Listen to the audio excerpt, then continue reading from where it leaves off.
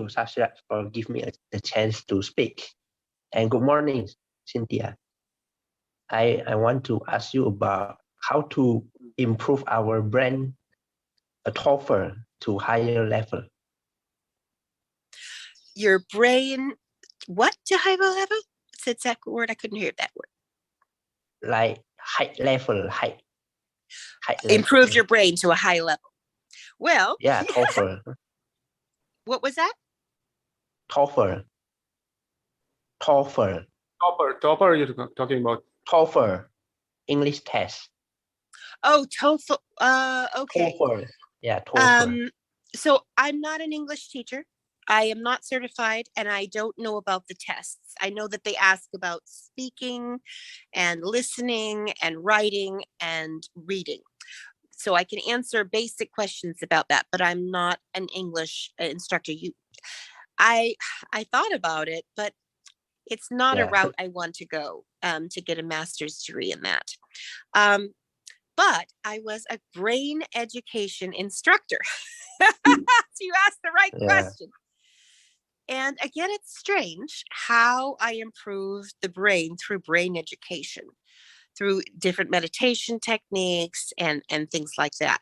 And I actually had I taught group classes mostly for children and also adults, because it really helps senior citizens to reintegrate their brain and to prevent, possibly prevent Alzheimer's, keep their brain active and raise the concentration levels.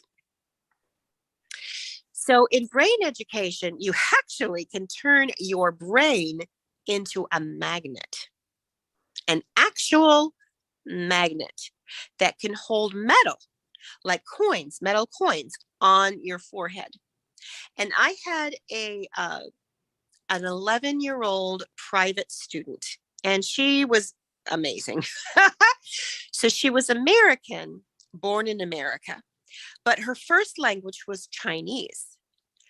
Even though she was white, Caucasian, American, born in America, but her first language was Chinese because she had a Chinese caregiver. And then she learned English. And then her father, she was half German. He was German, but they all lived in the US. And so she went to German school and she learned German. So she knew Chinese, English, and German.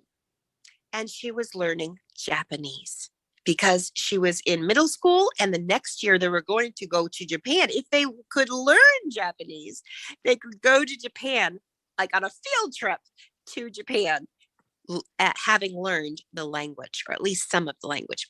So she came in and she had index cards, and on one side she wrote the Japanese character, kanji, and on the other side she wrote the English pronunciation. And she had 24 cards, and she knew only 8 of them. She had been studying, and she was a good student, so she had been studying in a regular way. She brought them in, and we used them as our focus for brain education. And within 10 minutes, she knew 22 out of 24 of those characters.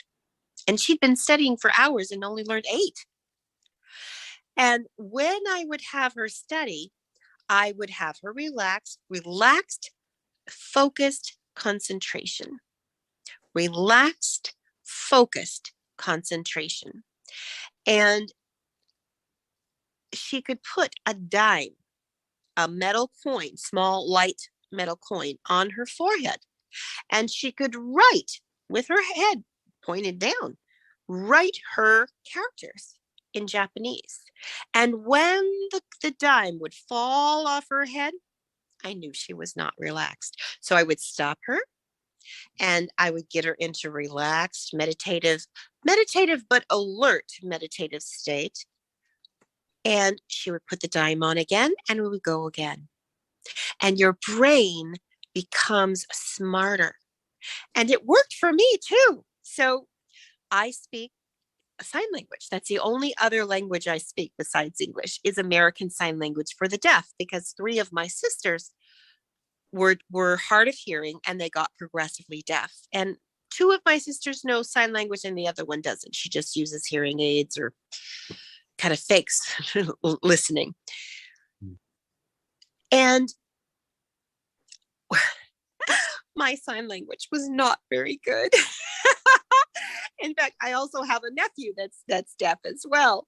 And he said, Auntie Cindy, please don't use sign language in public because you keep signing the wrong words and even bad words. You're embarrassing me. Please, please, please stop signing in public. Oh, it was awful. So my sister and her husband came for an open house that we had at my yoga group. And so I was going to interpret for the yoga master. And I was very grounded and my brain was magnetized because of all the exercise we were doing and the soup of the relaxation that I was in. So I sat there and relaxed concentration. I conveyed the signs beautifully. I remembered every sign. I did it correctly. And my sister at the break time, she was like, what happened? You're professional. I just am unbelievable. And then as we're in break time and I'm less connected, I start fumbling again. My words are bad and I can't sign again. And then we go back into the yoga studio and I'm connected and I'm professional again. So when you have a relaxed concentration and you're connected to that universal source.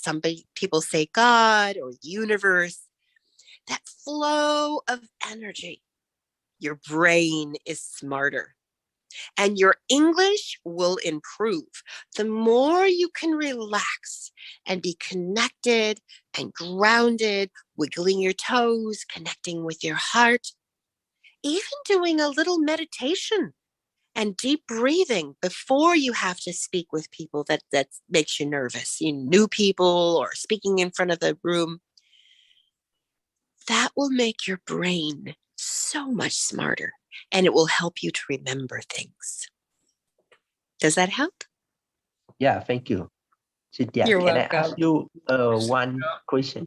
Because somebody told me like I'm like an interview because I asked them what's your like favorite film or favorite singer. They told me like a question guy, but I don't want to be that. I want to speak English. I want to be confident. That's why I just speak English. So what kind of question everyone like?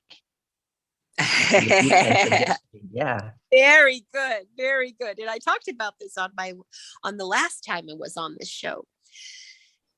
There is only one question or one vein of questions that everybody wants to talk about. And it's what they want to talk about. So you had really good questions asking, what's your favorite film? Tell me about your country or your city. Maybe you shouldn't ask, like, especially if they're American. The US is huge.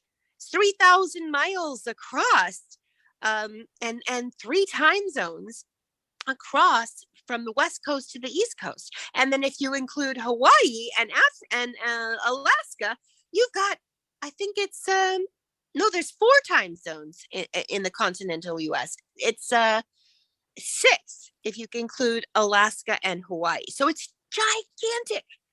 And the territory is very different from desert. I mean, we've got everything. We've got deserts, we've got snowy places, mountains, rivers, everything we have. So ask them, what's your hometown like? Because many people have moved away from their hometown to a city. So you can ask them about their hometown. Where did you grow up? What was it like there? And you could ask them about their city. Where do they live in the city? And then you could ask them about their job or even better, their hobbies. What are you passionate about?